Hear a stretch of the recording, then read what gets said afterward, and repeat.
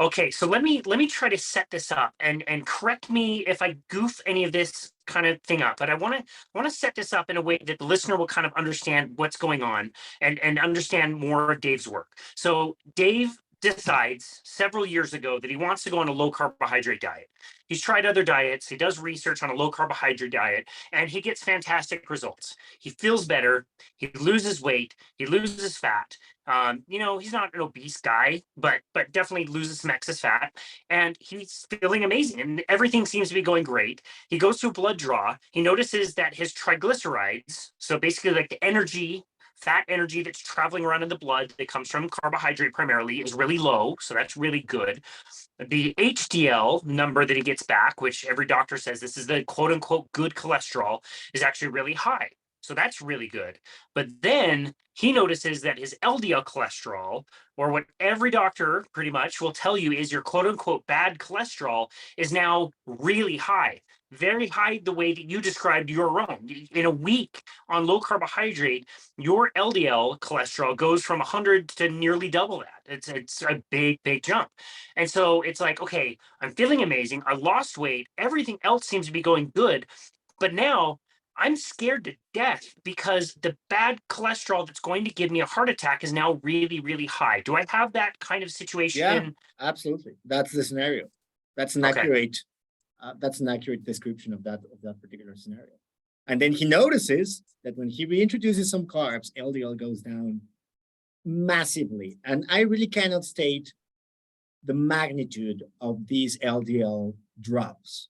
There is no drug that achieves this magnitude of LDL reduction in that time. Yeah. Yeah, you're right. Like maybe a slight reduction, by taking whatever statin drug for a long time or whatever. But yeah, you're right. There's nothing that can cause literally like hundreds. I've seen the number drop by hundreds of points in a very short amount of time. And so what does this kind of summarizing, what does this lead Dave to believe and explore about how the body uses cholesterol?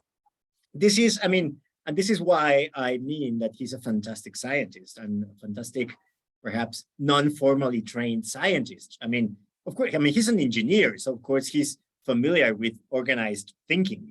He's a clever guy. So he acknowledges that he observed something that most people didn't expect, and that is not explained by the current model of how things work. So his true scientist way of thinking is, okay, unexplained observation. The model for explaining these phenomenon should be revisited. Then perhaps the model most people use or have needs to be refined. And so he starts applying his organized thinking into, okay, what does LDL do? What does triglycerides do? Where are LDL particles produced, or where do LDL particles come from? What are LDL particles made of, and where they go? And what regulates or influences the rate they deliver, the energy they transport, etc., etc., etc. He started basically doing a PhD, reading as much as possible from this particular topic, and organized in an organized way. Okay, this explains this doesn't. How, with what we know and understand about these mechanisms and models, how do we make sense of this? And he deducts a model that later on, after extensive literature review and now some insightful data points, seems to be perhaps not the last and definitive version of how lipid metabolism works, but certainly a powerful one. Because in any other field of knowledge, a model is as strong as its predictions. And that's why the lipid energy model paper focuses so much on making testable predictions. It's a hypothesis, and it makes sense because of A to C references. And the best we propose to test it out is with the following measurements within the following context. So Dave basically, using organized thinking and good deduction and good literature review, arrived to a set of ideas that are, first of all, testable. So they are scientific. If it's not falsifiable, it's not scientific, Karl Popper would say. And that makes sense with what we understand and with the body of evidence that has been produced in different contexts. So I think, I mean, again, it was the product of objective and organized observations and data collection, extensive literature review with a naive and perhaps naive in the way of not previously biased by taught ideas from an academic background, and deduction power. So that's pretty much how the lipid energy model came to be. And of course, when others and I jumped into the wagon, we brought perhaps some, or we found different pieces of evidence in the literature that support these mechanisms. Wow. Yeah, so interesting. You mentioned the data collection. I know he spent a long amount of time collecting all of the data that he did, which was a really arduous task. I know he spent months and months getting all the data, years actually. So he finally collects all of this data. And what were some of the findings, and what really surprised you from some of the findings? And maybe we should go back and say, with the lipid energy model, what are we saying? What are we saying is happening with all of these LDLs? Like, what's the hypothesis before we get to the end results, I guess? One of the main hypotheses is that when carbohydrates are restricted, to meet energy demands, the liver secretes more VLDLs, which are quickly transformed into LDLs via the activity of lipoprotein lipase. So this is different because when carbohydrates are not restricted, there is not so much pressure on the liver to secrete VLDLs. Why VLDLs are secreted more? Because they need to meet energy demands. And actually one of the parts of the lipid energy model paper emphasizes that anything that increases energy demand should push this VLDL secretion up, which could be cold exposure. And there are literature examples where cold exposure is associated with leanness for VLDL particles, like physical activity, which is something they've observed before. LMHR people tend to be physically active. So it makes sense, and it makes sense with the body of literature involving ANG, VTL, 8 and 3 and 4 system. And the main observation or the main hypothesis is, in the context of carbohydrate restriction, the liver secretes more VLDL to meet energy demands.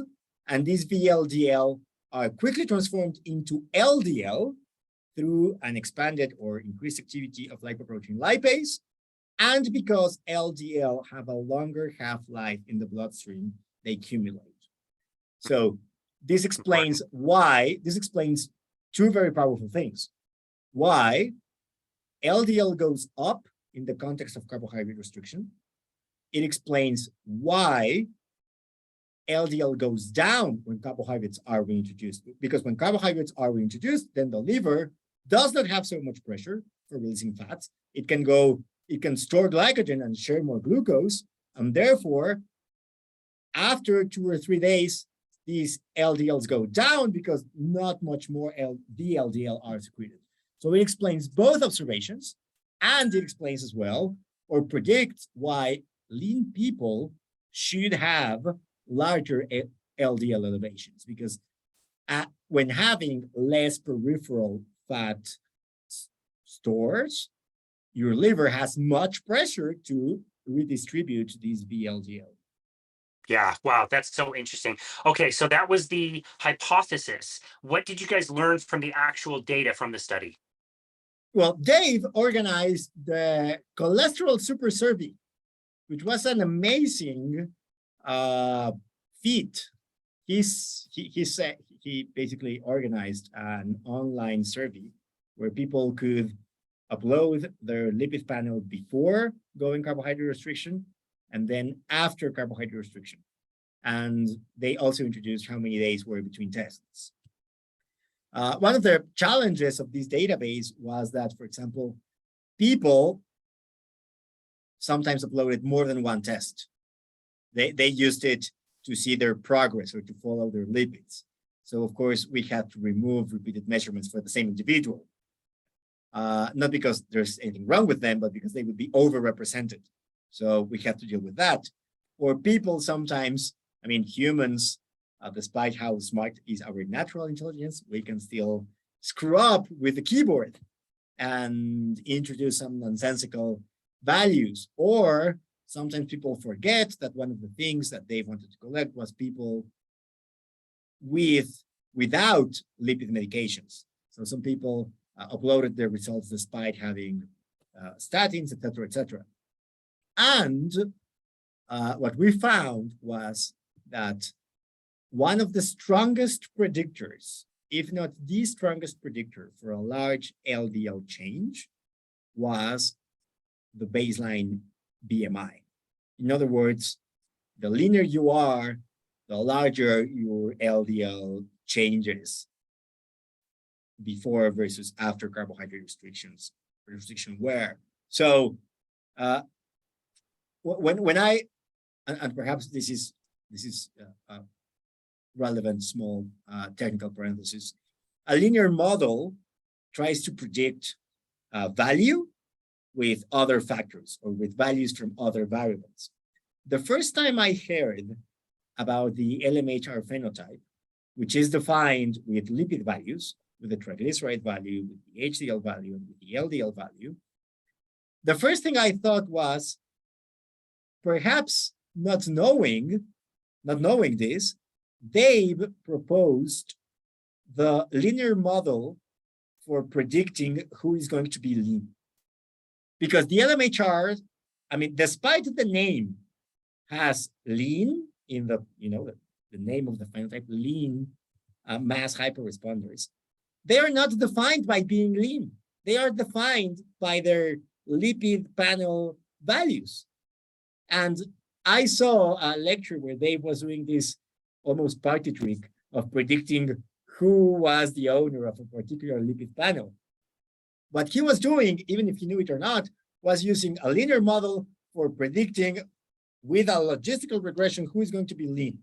So that was one of the things I wanted to test when I got this particular set of data. And in the end, it's true. One of the best things you can do is to use the computer and its immense calculation power, and then tell the computer, look, these are all the data.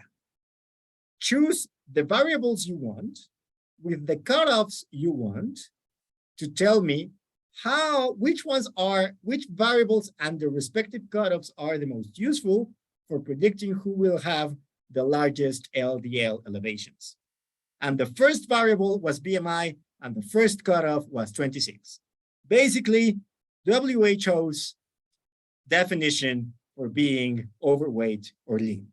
So this is when something as unbiased as a computer arrives to the same conclusion that someone observed. I mean, that reassures me, but that was not the only thing we analyzed.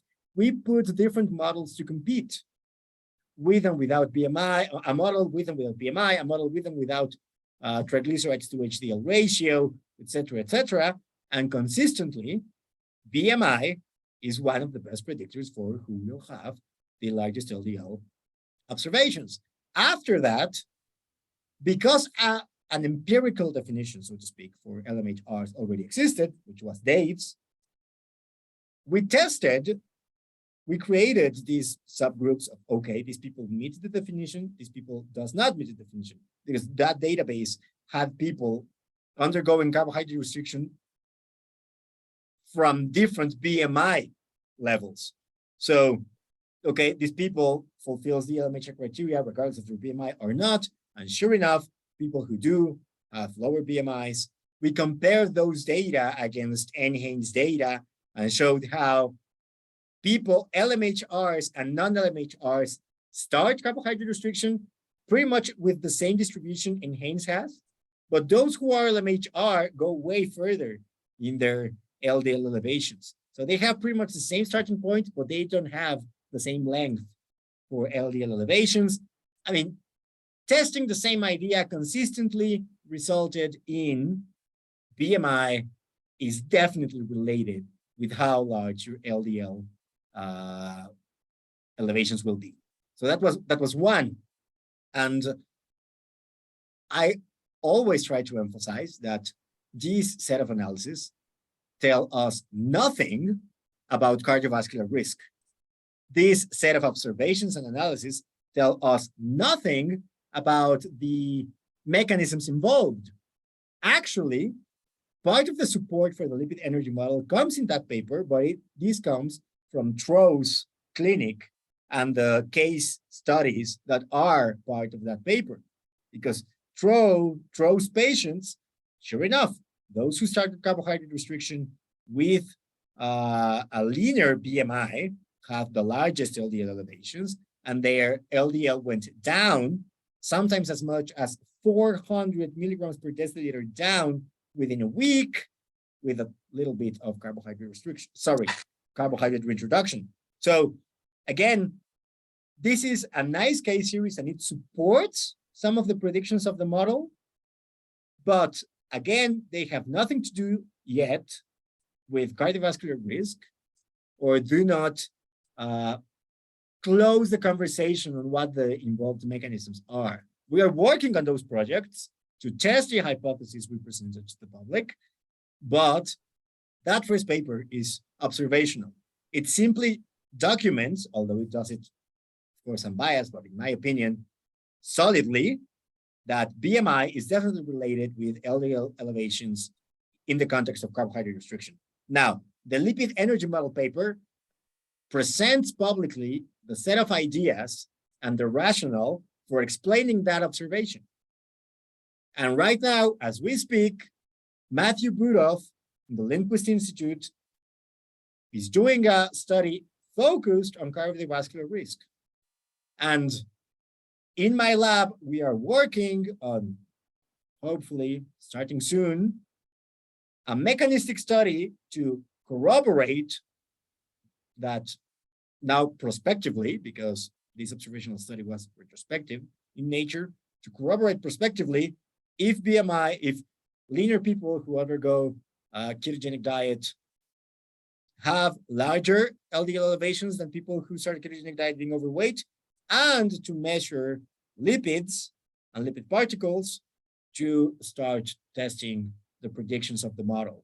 So in other words, it's just the natural flow or pipeline of ideas of this was observed, these are the ideas or mechanisms we think explain these observations, now we're going to test them. Wow, it's so impressive. It's so cool to hear that. I think anybody who's been in the low carbohydrate space for long enough starts to get really good at tearing apart epidemiological or observational studies. And we hear them all the time. Red meat causes cancer. Fruits and vegetables are the best thing you can possibly eat. And you start to pick those apart and say, okay, like they're not statistically significant. They're not showing causation. You just said we're not showing causation for anything, but this only strengthens our original ideas, our original hypotheses. And now we know that we can do further study, better studies, controlled studies that will show more of these relationships. It's absolutely wonderful. And if I'm one of these people, if I'm one of these lean mass hyperresponder people, I decide to go on a low carb ketogenic diet, my LDL cholesterol goes through the roof. I'm terrified that I feel great, but I don't want to keel over from a heart attack tomorrow. From this information, I can now make some decisions, and I can say, okay, I don't believe that an elevation in LDL cholesterol, even if it's very, very high, is going to lead to heart disease. So I'm going to continue eating a very low carbohydrate diet. I'm going to stay the course. I'm going to bet on that. Or I could also say, well, that hasn't been proven just yet. If I might, decide to play it a little bit safe, maybe let me introduce 50 grams, 100 grams of carbohydrate every day. Either one is a perfectly viable option. Absolutely. I mean, and sometimes people think that we are pathologically averse of statins. Don't get me wrong. I mean, I prescribed statins yesterday, and I will prescribe statins tomorrow. And I will recommend statins to anyone who has had a heart attack or a stroke. Because, That's right. the evidence is strong. People who are recovering from myocardial infarction or cerebral infarction definitely benefit from having statins. I have no problem with that. But there will always be people who refuse to take statins or who feel awfully with statins. And at the same time, what if we can simply recommend, hey, perhaps you should have low in glycemic load carbohydrate meal every week. And that's it. I mean, if you ask me what I preferred my patients having, if another medication or a sweet potato, I will opt for the occasional sweet potato every single time. No side effects. Multiple reasons, side effects, price. It's an opportunity for the other day, I was with one of my patients was saying that she has a 4-year-old kid, and this kid is this kid basically negotiates as any 4-year-old kid, which is none at all. And every Friday, the kid wants pizza. So she feels obliged to stop the kid from going mad, buys pizza. And she honestly and worried asks, what do I do? I mean, I will lose my mind if my 4-year-old is a tyrant. Of course, you should always say, well, you are the adult. You are the one with the credit card and the mobile phone. The kid should adapt to you. But I also see this as an opportunity moment for, okay, what if you then produce a family educational moment for your kid we are going to get cauliflower pizza base, and we're going to cook it ourselves. And you make of that a teaching moment, and you are not saying no to pizza. You are not saying, you are using that moment to take control of what goes into your mouth, to take control of what your kid is eating. And you're also using that to make your kid's life easier 20 years from now. So you can do that as well. I have absolutely no problem with medications. I use them all the time. I've seen tons of different medications save lives. That does not negate the fact that having a sweet potato can be also a teaching moment or an opportunity to ask a neighbor for, do you have any nice sweet potato recipe you can share with me? It's a bonding moment. And you won't get that with a statin or with any other drug. So in the end, food is better.